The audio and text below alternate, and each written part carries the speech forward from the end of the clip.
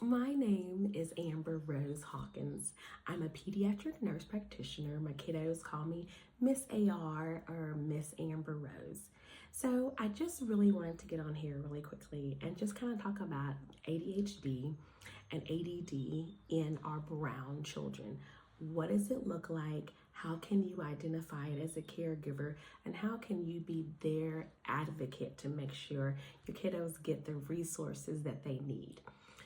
So I've been in the field of healthcare for about 15, 16 years. I started my NP practice during the pandemic. So let me just tell you, there is a lot I've seen, experienced, and done. But let me say, it's probably about 60% of my children that I care for, even still, what is this, 4 years after the pandemic, they're still suffering greatly with mood disorders, so depression, anxiety. But what we see a lot is ADHD or ADD. So in the field of healthcare, we have kind of consolidated it all down to ADD now, and it can be diagnosed as ADD with hyperactivity, which I'm going to briefly discuss what that means, and or without hyperactivity, but with an issue of focus. So ADHD or ADD, attention deficit hyperactive disorder, or attention deficit disorder, which, pause, I hate the word disorder, because in essence, it's not a disorder. It's just a different way of thinking. This is why I love the term neurodivergent, because it's just a different way that the child's brain works. And what we see in brown children is you can be born with ADHD, which it can be familial, which what I mean by familial is your mama can have it, your daddy can have it, and all of a sudden you'll see, hey, I think my kiddos got some issues with focus, because I had some issues with focus and that wasn't identified until I was a grown person.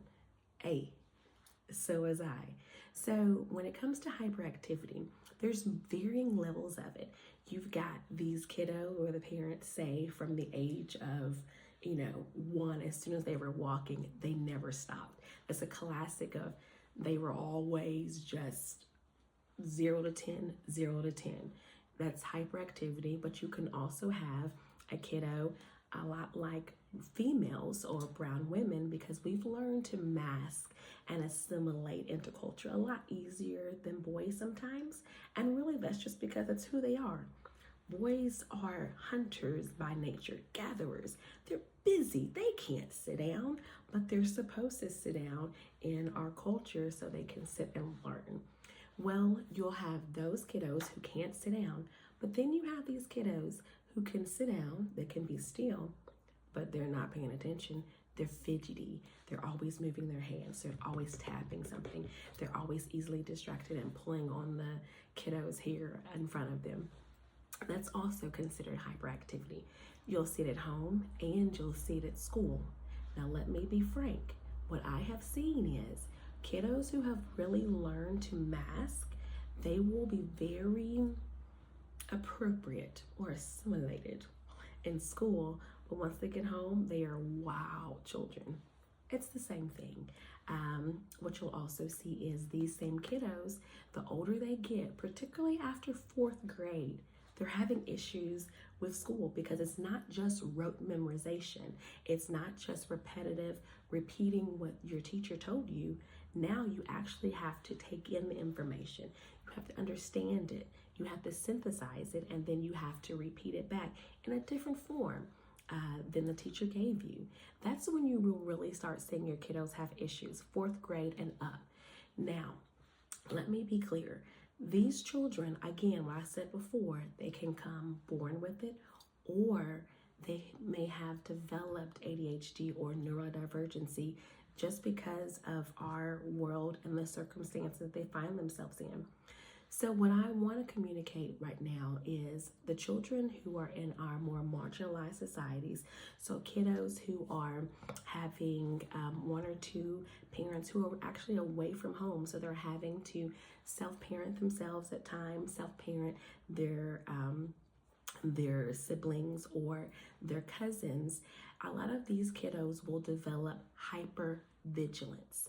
Now, hypervigilance can look a lot like hyperactivity, and inattention or lack of focus because they're in their survival mode.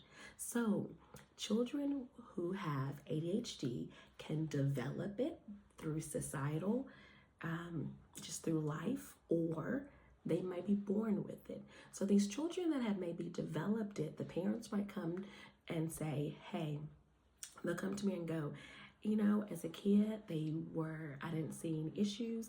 They were growing, they were developing, they did great in school, they did great in daycare.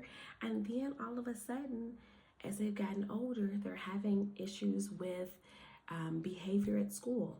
They're talking back. They might have a difficulty with completing their homework. They might do well in school and they come home and mama cannot have them sitting down for longer than 5 minutes before they're off to something else, or the mama is just like wants to just scream because the kiddo cannot be still and they're constantly distracted by this and that and this and that. That's hypervigilance. Some of our children who have harder situations at home, and welcome to life, particularly post-COVID, there is so much going on right now, not to mention in our political climate, and children are sensitive. These particular children are extra sensitive to the energies and the mood and the climate. So you'll see a child who they might be calm and chilling and doing their thing, and then something triggers them, whether it be someone says something to them, you said something to them, and they can fly off the handle. This is called mood dysregulation. Your child is not able to control or regulate their own moods. And so it might come off as defiance, but really they're just feeling all these things inside and they don't know what to do with it. And they need us, the adults in their life, the providers in their life, the caregivers, the teachers, to help teach them how to regulate their own mood. So there's been a lot I've thrown at you. So let me just kind of give these terms I want you to be aware of and to be cognizant of, and look at your child. Heck, look at yourself, because more than likely you got it too. So hypervigilance can also look like inattention, which is lack of focus. It can also look like hyperactivity. So what is hypervigilance? Hypervigilance means in all of what I'm doing, I'm trying to feel safe. Do I feel safe? And I can be easily triggered by people who look at me different that make me feel like I'm unsafe. My classmate who might have made a comment that made me all of a sudden feel really insecure about myself. I'm not aware of it, but I'm pissed and I want to knock them out. Or conversely, particularly sometimes you'll see for some of the more reserved children, they'll go inward. And these are the children that they're okay, but someone says something to them and they shut down. Some kiddos, when they shut down, they're angry and they're just unmoved. We call them stubborn, but they're just strong-willed. They're protecting themselves. They all of a sudden feel unsafe. And when someone is in their fight, flight, or fawn mode, you ain't teaching them nothing.